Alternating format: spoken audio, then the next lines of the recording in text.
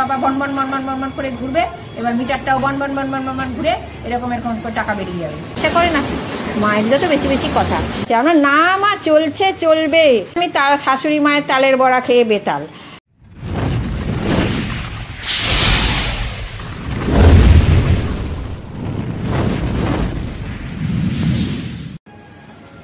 দেখো বন্ধুরা এখন কটা বাজে দেখিয়ে দিলাম, প্রমাণ সমেত ঘড়ি দেখিয়ে দিলাম, ডট 9:25।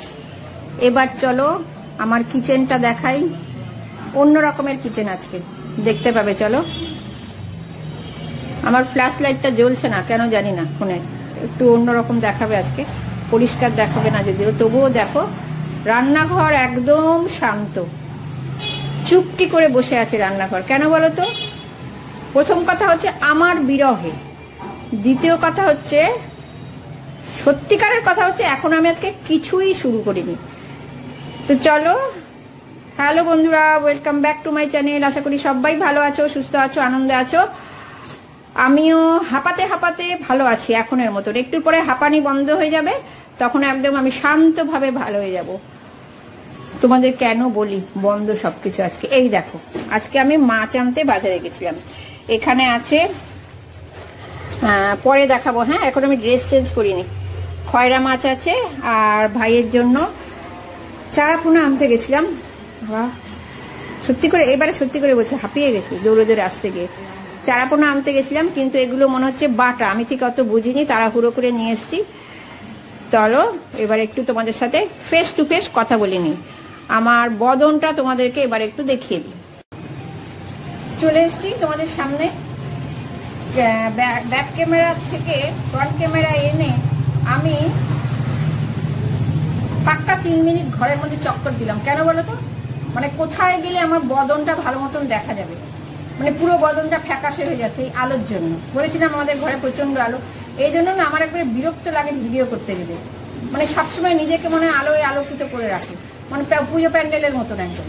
যদি মানে সূর্যটা যদি লাল নীল রিং লাইটের মতন হতো না, তাহলে বোধহয় আমাকে ওরকমই দেখাতো। কি বলবো, মানে এই পরিস্থিতির জন্য আমার এক এক সময় মাথা বিগড়ে যায়, প্রচন্ড গরম লাগছে। আর তোমাদের সঙ্গে কথা বলার জন্য ফ্যানটা অন করতে পারছি না। এই ড্রেসটাকে চেঞ্জ করবে এবারে, ড্রেসটা 2 দিন ধরে পড়ছি, এবারে সাবান কাচা করতে হবে। তো ভাইয়ের রুমে ফ্যান চলছে, ফোন দেখছে, ওখানে বসে একটু হাওয়া খেয়ে নেব। আবার এগুলো আমার বাতিক আর কি, মানে শুধু শুধু মনে হয় নিজের জন্য ফ্যান চালাবো, বাবা বন বন বন বন বন বন করে ঘুরবে, এবার মিটারটাও বন বন বন বন বন বন ঘুরে এরকম এরকম করে টাকা বেরিয়ে যাবে, এত মিটার উঠবে। ওই জন্য আবার ভাই যখন থাকে, ও যখন বাড়িতে না থাকে, চিন্ময় যখন বাড়ি না থাকে, অফিস থাকে, তখন আমি ভাইয়ের রুমে বেশিরভাগ থাকি। একটা ফ্যানে হয়ে যায় তাদের, মানে সাশ্রয় করি, সাশ্রয় না। সত্যি করে আমার অযথা পয়সা খরচা না আমার একদম ভালো লাগে না। তো যাই হোক, তোমাদের একটুখানি আমার হুলিয়াটা দেখিয়ে দিলাম আজকের জন্য। তো দেখিয়ে দিয়ে এবার কাজকর্ম শুরু করি। যদিও একটা ভিডিওতে বলেছিলাম যে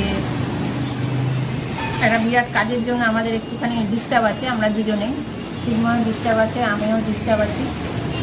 বিরাট বড় প্রকল্পের জন্য একলা থাকলে না মাথার মধ্যে ক্যান্সার করতে থাকে, একটা ব্যাপার।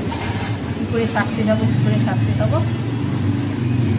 তো যতই চিন্তা থাক, মানে হাসি খুশিতে থাকতে হবে। কথা বলছি কিন্তু আমার ব্রেনটা কিন্তু ওই দিকেই আছে। তো চলো কাজকর্মগুলো সেরে নিই, আর কটা দিনের অপেক্ষা, পুজোর পরে তোমাদেরকে ডিটেইল সব জানিয়ে দেবো। এটুকু বলতে পারি যে ইচ্ছে না থাকলেও অনেক কিছু করতে হয়, এটা আমি সিরিয়াসলি বলছি। ইচ্ছে না থাকলেও পরিস্থিতির চাপে অনেক কিছু করতে হয়, সেটা করতে আমরা বাধ্য হচ্ছি। ভবিষ্যতে কিছুদিনের জন্য একটু হিন্স দিয়ে রাখছি তোমাদের, স্থান পরিবর্তন হবে, কিছুদিনের জন্য স্থান পরিবর্তন হবে। আমার কি জন্য কি সবটাই পরে বলবো। চলো, মানে এটুকু বলতাম না, হয়তো তোমরা বলবে ডিটেলি বলতে পারছো না, বলছো কেন? ডিটেলি আমি অবশ্যই বলবো, এটুকু বলে তবু মনে হচ্ছে নিজের মনটা শান্তি লাগলো। তবুও হাসি খুশি মজা করে সবাই মিলে খুব ভালো আছি, সঙ্গে তোমাদেরকে নিয়ে ভালো আছি, এরকম মজা করতে আমি ভালোবাসি। কিন্তু চলো, যতই মজা করতে ভালোবাসি, যতই মনের মধ্যে মানে ইচ্ছা না থাকলেও করতে হবে বলি, কিন্তু এই যে মেশিনে তেল তো দিতেই হবে, নাহলে তো কোনো কিছুই করতে পারবো না। ইচ্ছেরটাও করতে পারবো না, অনিচ্ছেরটাও করতে পারবো না, বলো। যাক, প্রচন্ড গরম লাগছে, বনবন বনবন করে ফ্যান ঘুরছে না। একটু ভাইয়ের রুমে বসে ড্রেসটা চেঞ্জ করে ভাইয়ের রুমে বসে কাজকর্ম বসে কোমর বেঁধে লেগে পড়ি। এতক্ষণে সবে ভাত অন করলাম, বুঝতে পারছো, অল্প সবে হাঁড়িটা গরম হয়েছে, মানে এই যে কড়াই এখনো অফ, আমি কিচ্ছু শুরু করিনি।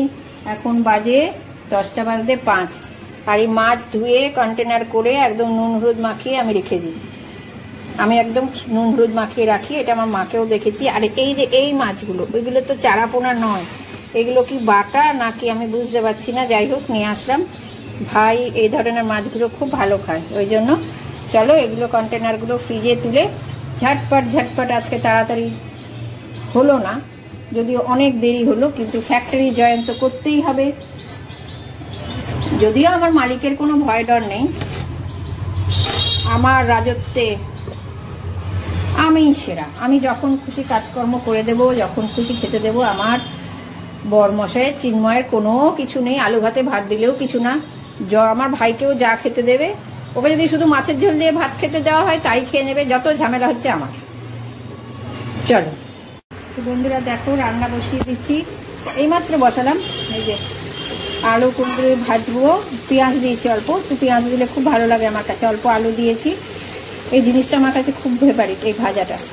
তো এটাই আগে বসালাম, ভাজাভুজিগুলো করে ঝোল টোলগুলো তরকারিগুলো করতে মনে হয় সুবিধা। ভাত ফুটছে অলরেডি, মানে বিশাল জোরে ঢেউ উঠে গেছে, আর খানিকক্ষণ পরে নামাতে হবে, মানে এই ঢেউটাকে বন্ধ করতে হবে আমার। তো চলো, আর বিশাল বিশাল বিশাল বিশাল গরম লাগছে গো, কি বলবো।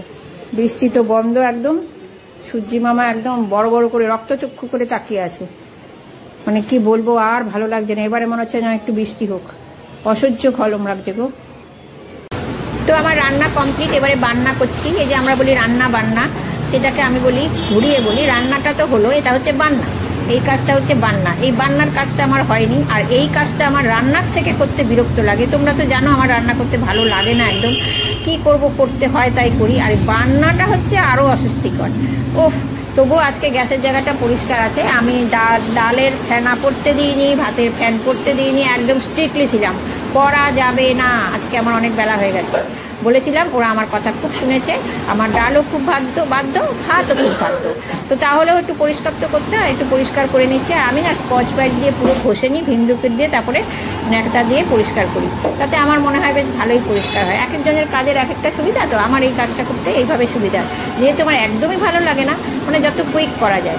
আচ্ছা, একটা কথা যেন তোমাদের সঙ্গে শেয়ার করি, এখন আমার এই যে জীবনযাত্রাটা, বিবাহিত লাইফ, এখানে আমার এখন একটা কথা মনে হয় তোমাদের সাথে এটা শেয়ার করছি। আমি যখন একদম ছোট্ট ছিলাম বলতে ক্লাস 5 থেকে আমি হস্টেলে চলে গেছি। আমি বোর্ডিংয়ে পড়াশোনা করেছি, আর 4 পর্যন্ত তো বাড়িতেই ছিলাম। তখন না দেখে ভাবতাম, ইস মা কি সুন্দর শাখা পলা পরে, হাতটা কি ভাল লাগে লাল সাদা, ইস মা কি সুন্দর সকালবেলা উঠেই রান্না বান্না করে, কোনো পড়াশোনা করতে হয় না, কেউ বলে না পড়তে বসতে, মনের সুখে কুকুরের কাজ করে যায়, রান্না করে, আমাদেরকে খেতে দেয়, ঘর গুছায়, কি সুন্দর মায়ের জীবনটাই কি ভালো।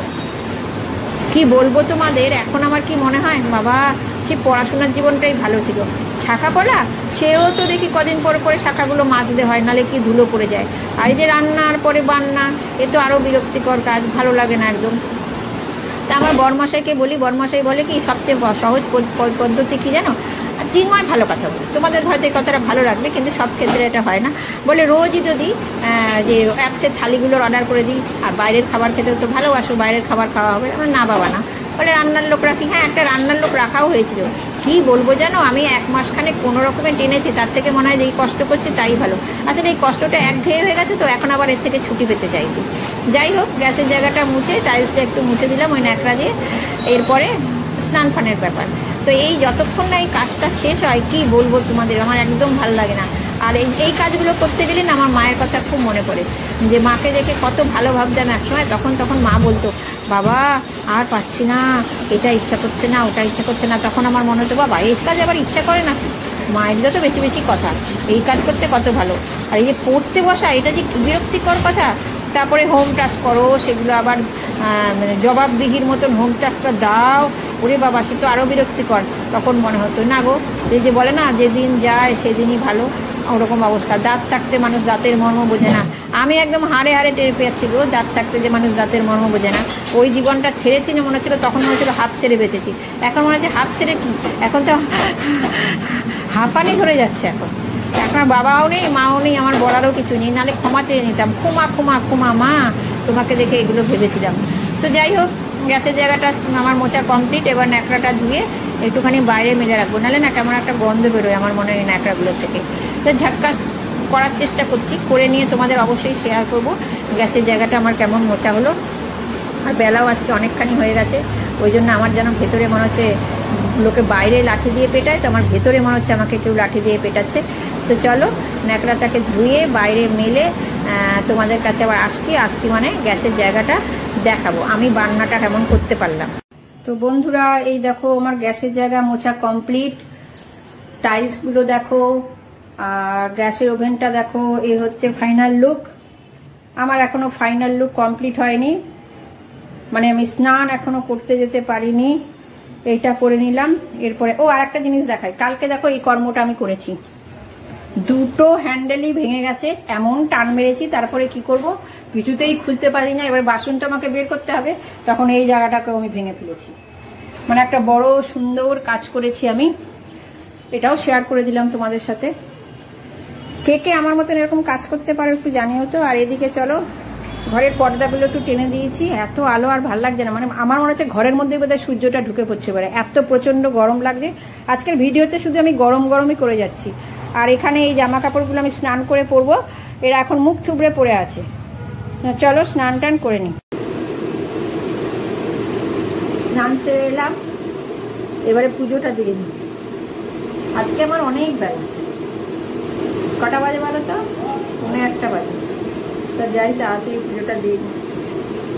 সিরামটা মেখেছি, এত বেশি হয়ে গেছে না, এখন চেক করছে মুখটা।